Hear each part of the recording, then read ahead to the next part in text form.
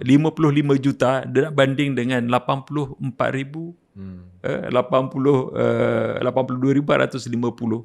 Saya ingat tak ada apa pun. Saya suka ambil salah satu contoh. 6 April 2026 Op Hazard 3.0. Sitaan e-waste jumlahnya dalam 55 juta ringgit. Yang kandungannya 316,000 kilogram e-waste, 388,000 kilogram barang lusuh, 10,000 kilogram bahan-bahan lain. Dan dianggarkan sitaan itu 55 juta ringgit.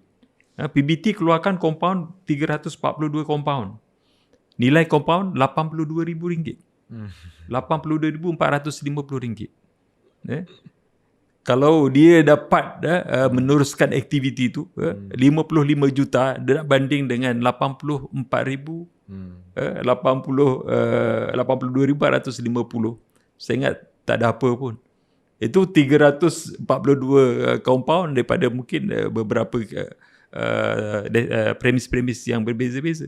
Cuma 82,000 sahaja.